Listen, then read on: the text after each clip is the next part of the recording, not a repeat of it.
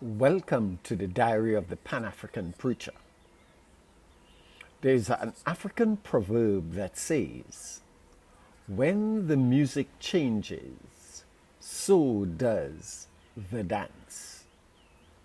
This wisdom reminds us that music doesn't just entertain, it shapes our actions, emotions, and cultural expressions. It directs behavior both individually and collectively. That's why I'm stepping out of my Pan-African comfort zone to address a cultural moment currently stirring deep conversations.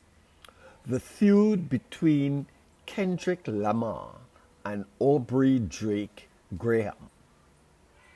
As a Pan-African preacher and public theologian, I feel compelled to engage 5 critical issues this feud raises for us, particularly for Black youth. First, discerning genius from moral compromise. How do we help Black youth celebrate artistic brilliance while also recognizing when that art crosses ethical boundaries? Can we teach them to honor craft without glorifying content that contradicts our values? Second, speaking prophetically in a violent culture. What does it mean to speak truth in a world where verbal violence is rewarded? How do we preach peace in a culture that applauds destruction, lyrically or otherwise? Third, challenging toxic cultural liturgies.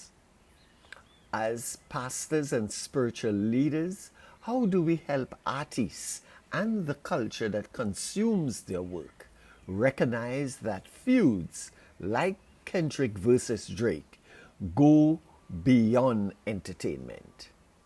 They form a kind of spiritual liturgy shaping what our communities celebrate. Power over peace, clout over character, and verbal dominance over wisdom.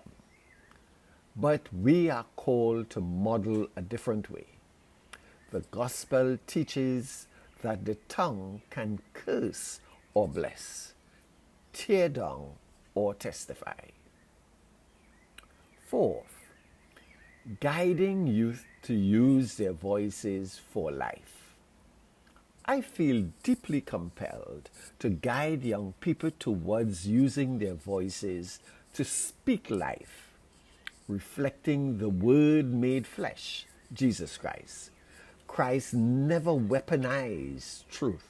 He used it to heal, liberate, and uplift.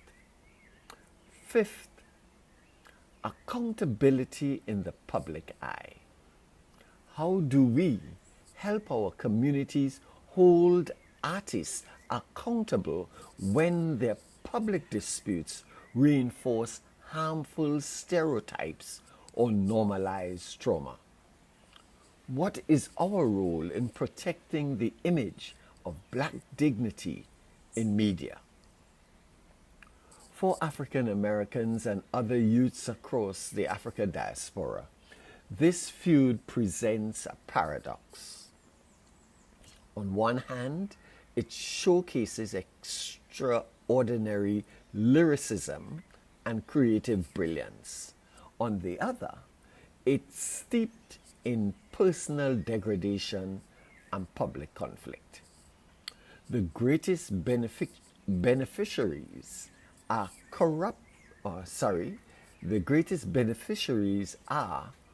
corporate interests, while our culture risks internalizing narratives of division, toxicity, and unresolved trauma unless we actively interrupt the cycle. This moment matters. The Kendrick-Drake feud has deep cultural implications, especially for African American youth, who are not only the primary audience of hip hop, but also its beating heart and creative engine. I am reminded of the words of Lonnie Rashid Lynn, aka Common, who once said, "Hip hop gave us a way to tell our truth." And when black youth hear their struggles turned into poetry, into rhythm, they know they are not alone. They know they matter. Indeed, music has long been the voice of black resistance, resilience, and imagination.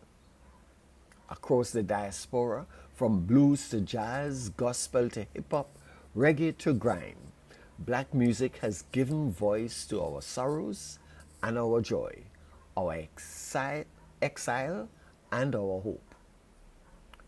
With that in mind, we must take responsibility, not only for telling our own stories, but for using our platforms, voices, and vocations to lift our communities higher. Ashe.